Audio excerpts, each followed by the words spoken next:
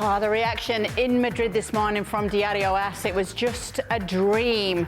Obviously, it's the morning after the night before in Madrid, and there was no famous remontada at the Santiago Bernabeu, no famous comeback from Real Madrid.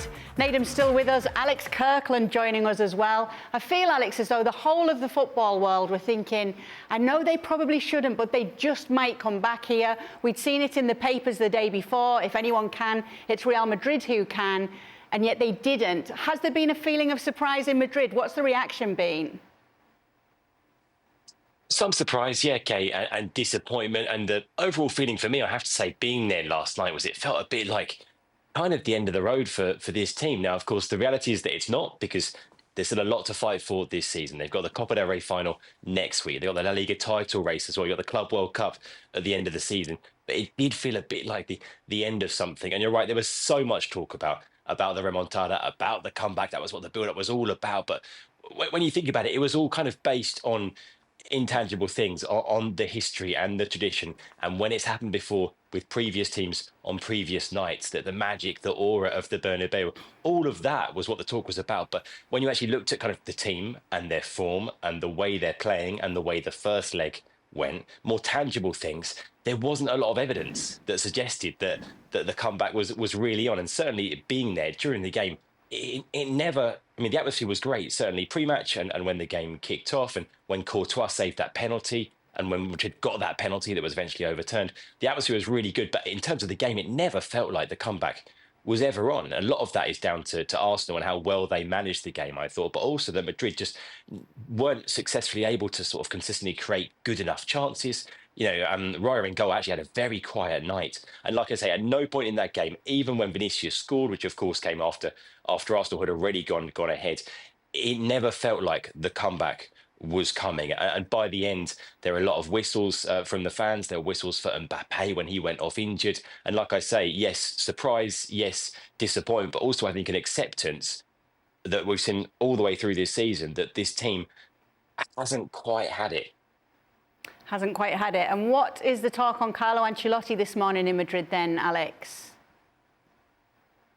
Yeah, interesting today. We got this report which came out of the UK from Sky Sports about Ancelotti leaving potentially after the Copa del Rey final next week. Now, that is not the information that we've got here. That's not what people close to Carlo Ancelotti are saying here. It would be a surprise if anything like that happened, if he was to leave before the end of the season, because like I say, there's also a La Liga title race. There's 4 points between Madrid and Barca in the title race. Now, of course, anything can happen here. And if Madrid were to suffer a heavy cup final defeat to Barcelona, another embarrassing defeat to Barcelona, there've been 2 already this season, that could change things, of course. But right now, our information is not that any sort of final decision has been made, and certainly not one that would come so soon. But it does feel like, and listening to Ancelotti talk last night post-match, it does feel like this might well be the end for him. The only question, the difficult question, actually, unusually this season, is when that might come, because the Club World Cup does complicate things, I think, because the end of the season kind of isn't the end of the season this time, because you've then got the Club World Cup in June and July. If you are going to bring in a new manager, when do you do that? Do you do it before the Club World Cup or after?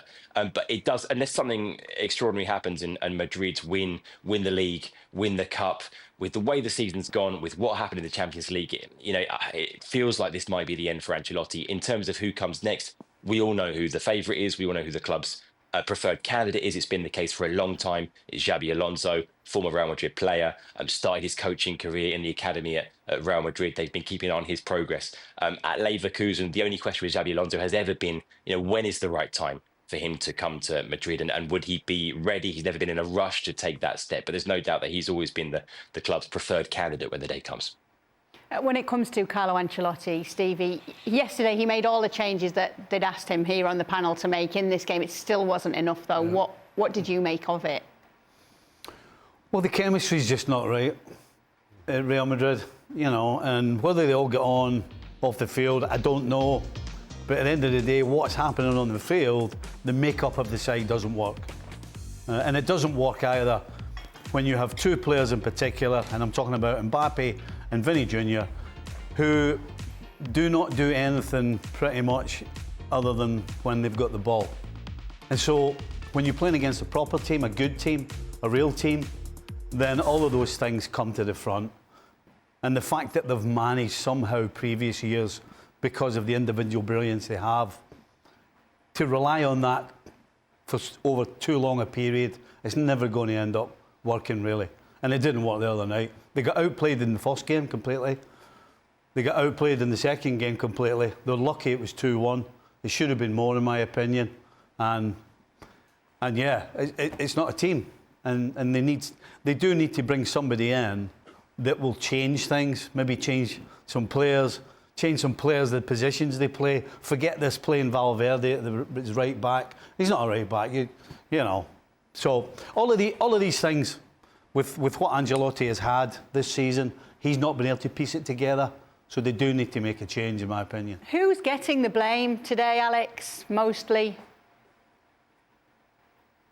I mean, a lot of it is Ancelotti, a lot of it is the players, and it's divided between those two, because I think people do look at the fact that Ancelotti throughout the season hasn't managed to get this team to gel. Now it's not all his fault. Like I say, part of it is about players, the way they're performing. Part of it is about the way the squad has been built as well. And Ancelotti has called previously, both publicly and privately, he's called for reinforcements in certain positions in defence, in midfield, and it hasn't happened. You look at the squad, and there are some pretty clear weaknesses there, which have been exposed by injuries to key players this season. So part of it is about the squad building. Like I say, part of it is certainly about Ancelotti and some of the decisions that he's made in terms of the tactics and the selection, but also the players. Like I say, I mentioned the whistles from the Bernabeu crowd for Mbappe when he went off injured.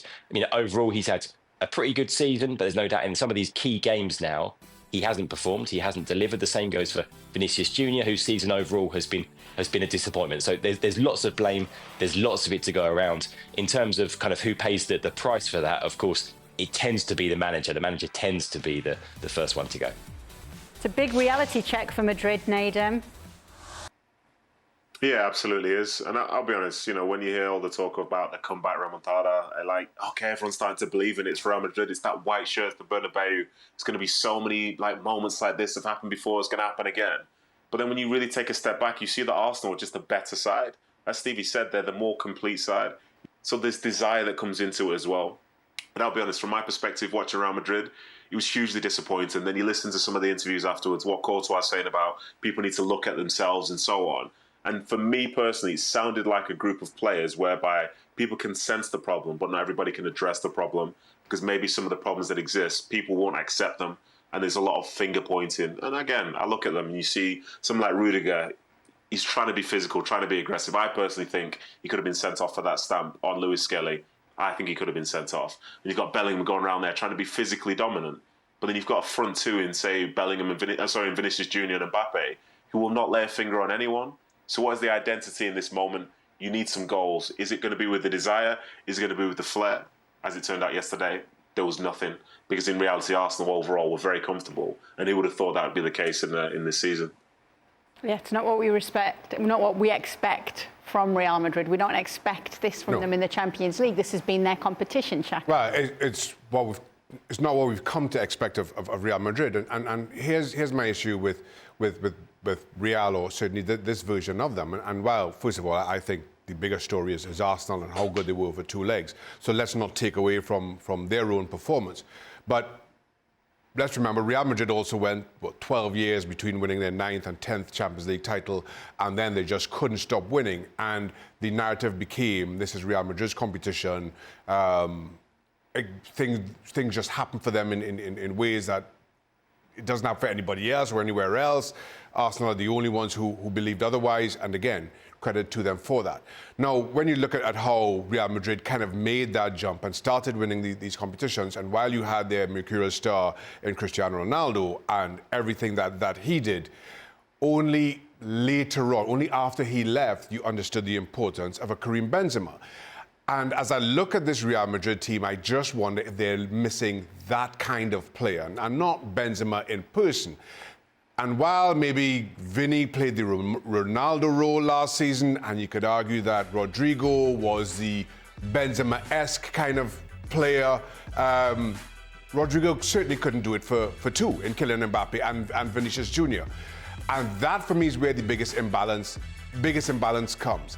You don't have anybody, certainly in that front three or in however you decide to build your attack, that are willing to give of themselves in the way that the others need, in the way that Benzema did for Ronaldo. Again, Rodrigo, bless him, he couldn't do it for both Vinicius and Kylian Mbappe. And as a result, everything just kind of came apart at the seams, and it now looks like it needs a bigger rebuild. But now, in talking about that rebuild, you've got two players who I'm not sure are going anywhere else, and I'm not sure you can sacrifice two players to make up for them in that same way. Nadem?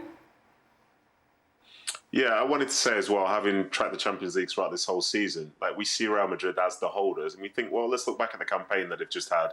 They played 14 games and they lost 6 of them. They conceded 22 goals. Like, we're talking about a team who many believed yesterday would just find a way to make things happen.